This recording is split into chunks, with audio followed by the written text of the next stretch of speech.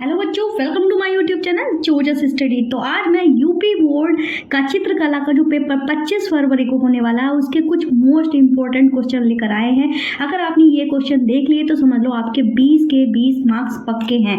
Paper किस तरीके से आने वाला है हम एक बार आपको समझा देते हैं। हालांकि हमारा जो वायरल पेपर है उसकी वीडियो हमने अपने इसी चैनल पर डाल दी है, अब से 2-3 घंटे पहले अपलोड हुआ है, आप जाकर देख सकते हो इसी चैनल पर। तो 3 खंड आने वाले हैं, का, खा और गा। 3 खंड आने वाले हैं। इन तीनों खंडों की मार्किंग किस तरीके से की गई है, तो पहला का खंड जो है उसमें 20 नंबर के MCQ मतलब बहुविकल्पी प्रश्न आने वाले हैं।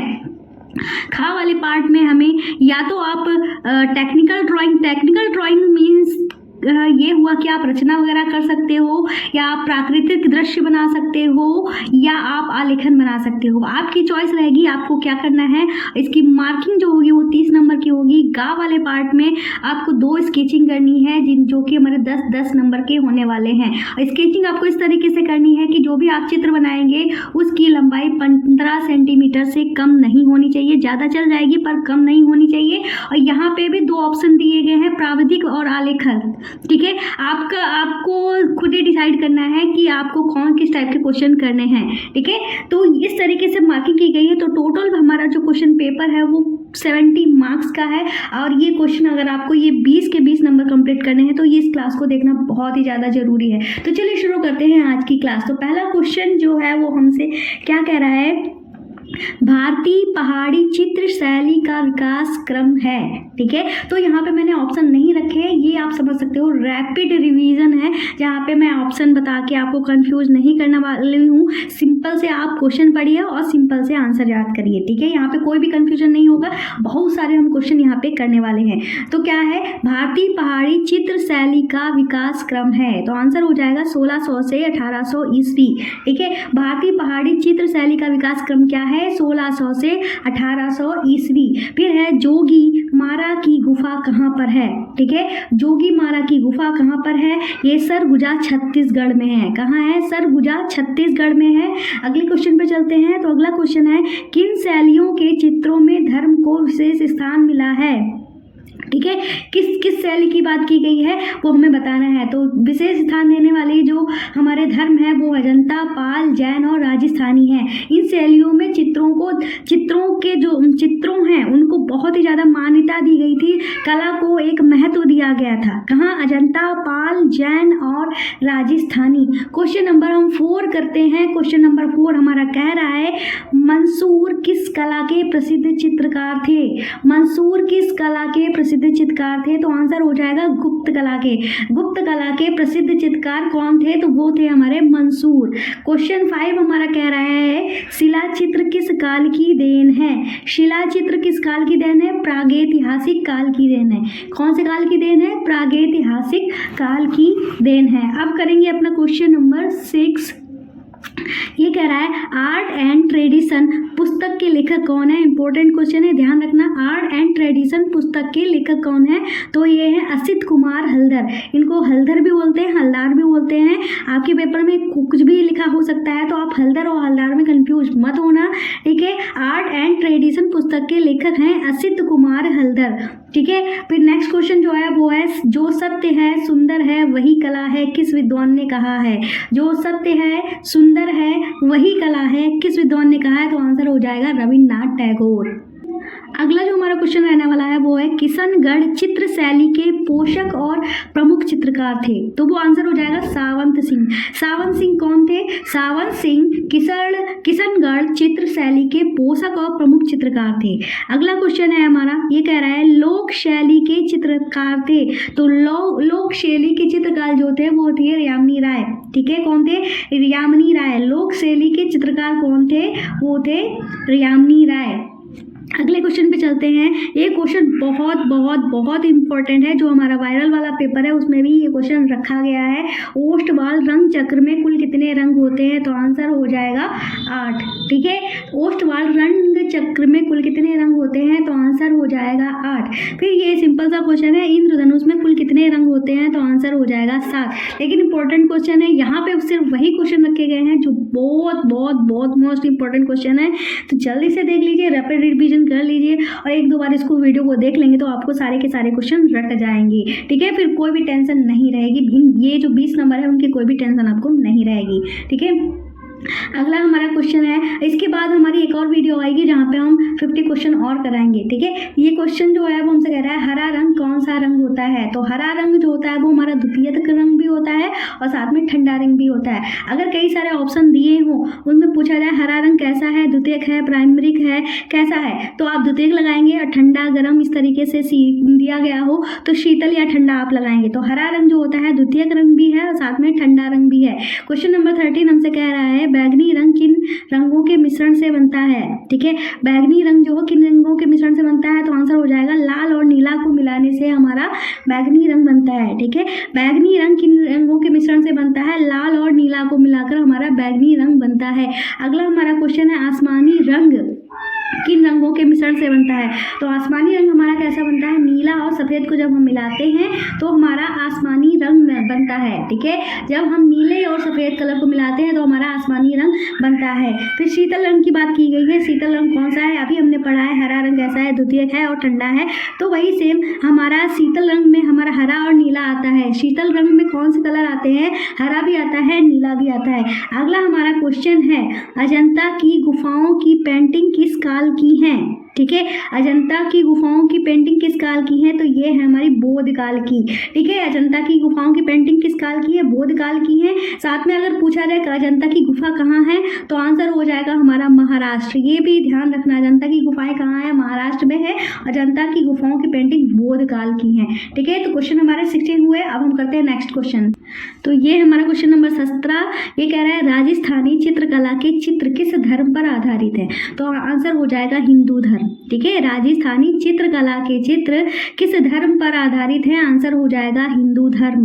प्रश्न नंबर 18 कह रहा है उत्तर प्रदेश के किस नगर में प्रागैतिहासिक चित्र मिलते हैं। तो आंसर हो जाएगा मिर्जापुर। एक बार फिर से देख लीजिए, उत्तर प्रदेश के किस नगर में प्रागैतिहासिक चित्र मिलते हैं, तो आंसर हो जाएगा मिर्जापुर। आगे चलते हैं, तो अगला हमारा क्वेश्चन है चित्रकला से संबंधित कौन सा ग्रंथ धार्मिक है।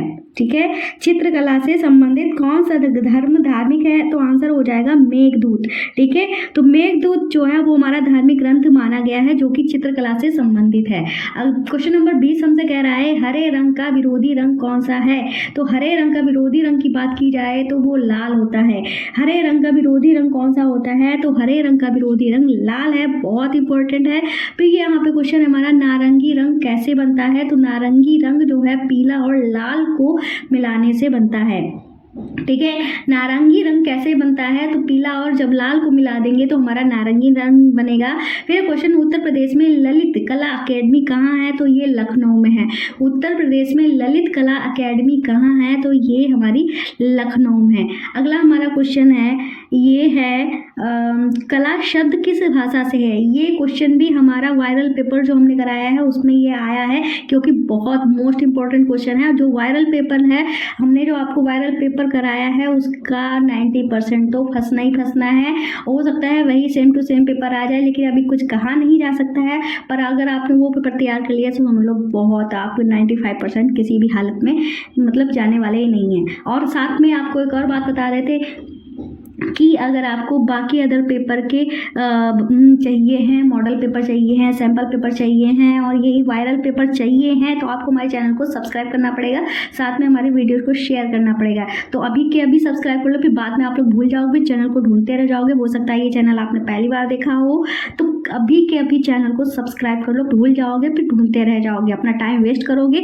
इस टाइम की बहुत ही ज़्यादा वैल्यू है, तो टाइम को बर्बाद मत करो। चैनल को शेयर भी कर दो, सब्सक्राइब भी कर दो। ठीक है, अपने डिस्क्रिप्शन बॉक्स में डालो ताकि वो सेव रहे। ठीक है, तो हमारा क्वेश्चन कह रहा है कला शब्द किस भाषा से है। तो कला शब्द जो है वो हमारा संस्कृत से है। कुछ बच्चे क्या करते हैं कि फारसी लगा के आ जाते हैं, फारसी नहीं है। कला शब्द जो है वो हमारा संस्कृत से लिया गया है। क्वेश्चन नंबर 24 जो है वो हमसे कह रहा है ताड़ पत्रों पर पेंटिंग किस शैली में की जाती थी। तो ताड़ के जो पत्ते होते थे, लंबे लंबे ताड़ के पत्ते हुए हैं, उस पर भी पेंटिंग की जाती थी। वो कौन सी शैली है, तो वो शैली जो है वो जैन शैली है। कौन सी शैली है, जैन शैली है। ठीक है, अब करते हैं नेक्स्ट क्वेश्चन। तो अगला हमारा क्वेश्चन है 25। ये कह रहा है सफ़ेद काला कैसे रंग है, मतलब सफ़ेद और काला इनकी प्रकृति कैसी है। तो इनकी प्रकृति जो है तटस्थ रंग वाली है। कैसी तटस्थ रंग वाली है, सफ़ेद और काला हमारे कैसे हैं, तटस्थ रंग हैं। फिर क्वेश्चन हमारा आता है, ये प्राविधिक से है। ये कह रहा है समबाहु त्रिभुज का प्रत्येक कोण कितने का होता है। तो समबाहु त्रिभुज अगर आपको नहीं पता है, ठीक है, तो आप क्या, हम आपको बता देते हैं। समबाहु त्रिभुज एक ऐसी त्रिभुज होती है जिसकी तीनों भुजाएं बराबर होती हैं, तीनों एंगल भी बराबर होते हैं। और इस अगर आपको और बात जाननी है इसके बारे में, तो इसकी जो मध्यिका होती है वही शीर्ष लंब होती है, ठीक है। तो मध्यिका और शीर्ष लंब बराबर होती है और इसके सारे एंगल जो होते हैं, तीनों ही एंगल 60 डिग्री के होते हैं और तीनों एंगल का योग 180 डिग्री होता है। या कह लो एक त्रिभुज के तीनों कोणों का योग 180 डिग्री होता है। काफ़ी कुछ इसके बारे में बता दिया है। अगर इससे रिलेटेड कोई भी क्वेश्चन फंसता है तो आप बता सकते हो। तो समबाहु त्रिभुज का प्रत्येक कोण कितने का होता है, 60 डिग्री का होता है। अगला क्वेश्चन करते हैं, तो ये है किस चित्रकार को नोबेल पुरस्कार मिला है। तो यहाँ पे चित्रकार की बात की गई है, साथ में नोबेल पुरस्कार की बात की गई, तो आंसर हो जाएगा रविन्द्रनाथ टैगोर। किस चित्रकार को नोबेल पुरस्कार मिला है, तो आंसर हो जाएगा रविन्द्रनाथ टैगोर। फिर क्वेश्चन है हमारा 28। ये कह रहा है सफ़ेद का विरोधी रंग क्या है। तो सफ़ेद का विरोधी रंग जो है वो काला है, ठीक है। सफ़ेद का विरोधी रंग क्या है, काला है। काले का विरोधी रंग सफ़ेद है, ठीक है। अब हम करते हैं नेक्स्ट क्वेश्चन। ये कह रहा है मुख्य रंग कितने होते हैं, ठीक है। मुख्य रंग कितने होते हैं, तो 3 रंग होते हैं। मुख्य कह लो या मूल रंग कह लो, ये हमारे 3 कलर होते हैं, ना पीला, ठीक है,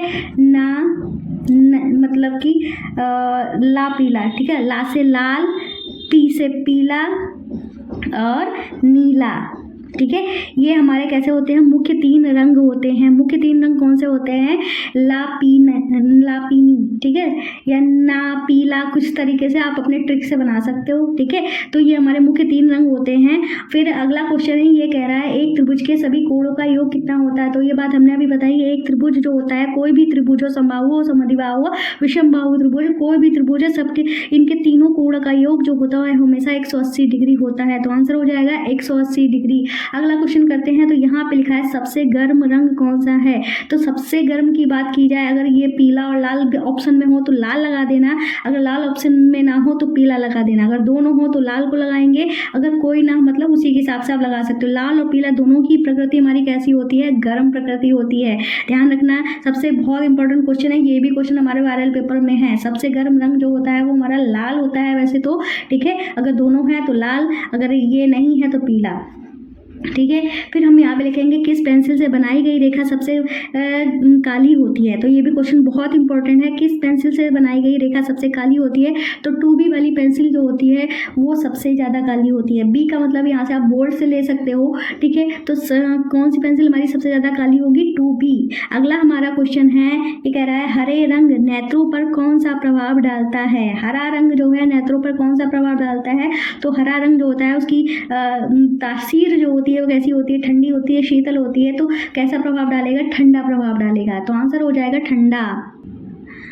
अब कर रहे हैं अपना क्वेश्चन नंबर 40। क्वेश्चन नंबर 40 कह रहा है द्वितीयक रंग है।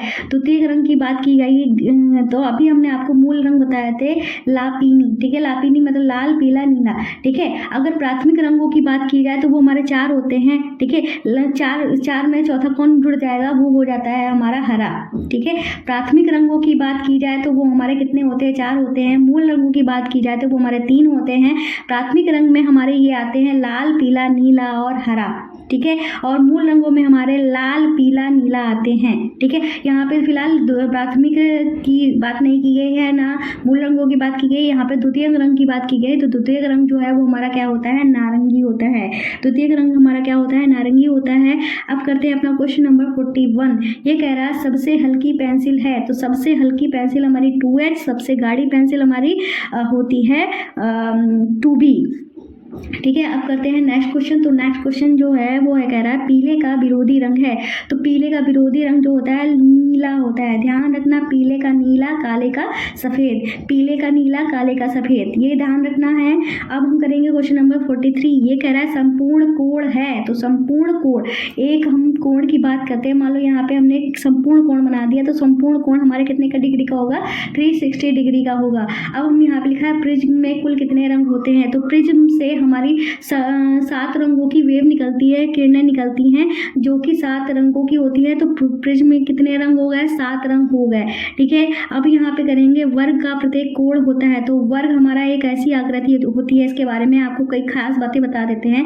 वर्ग जो होता है एक ऐसी आकृति होती है जिसकी चारों भुजाएं बराबर होती है और चारों कोण बराबर होते हैं और चारों कोणों का जो एंगल होता है वो 90 डिग्री का होता है। और चारों कोणों के योग की बात करते हैं तो चारों कोणों का योग 360 डिग्री होता है। और इसकी खास बात, इसके दोनों विकर्ण जो होते हैं वो बराबर होते हैं, एक दूसरे को समद्विभाजित करते हैं और 90 डिग्री पे काटते हैं। ये कुछ खास बातें हैं जो वर्ग के बारे में हैं, आपको याद होनी चाहिए। तो वर्ग का प्रत्येक कोण कितने का होता है? 90 डिग्री का होता है। अब करेंगे अपना क्वेश्चन नंबर 46। ये कह रहा है समकोण कितने अंश का होता है? तो समकोण जो होता है कितने अंश का होता है? 90 डिग्री का होता है। समकोण कितने का अंश का होता है? 90 डिग्री का होता है। ये कह रहे हैं आलेखन का सर्वप्रथम महत्व है। तो आलेखन का महत्व सिर्फ यही है, सबसे ज्यादा महत्व यही है, वस्तु जो है वो हमारी आकर्षक दिखनी चाहिए। कैसी दिखनी चाहिए? आकर्षक दिखनी चाहिए। इसके बाद है किस आलेखन मतलब किसमें आलेखन संभव नहीं है। अगर आपके पास इस तरीके से ऑप्शन हो, कोण हो, त्रिकोण हो, ठीक है, त्रिकोण लिखा हो, त्रिभुज की जगह पे त्रिकोण लिखा हो, तो आप कंफ्यूज मत होना।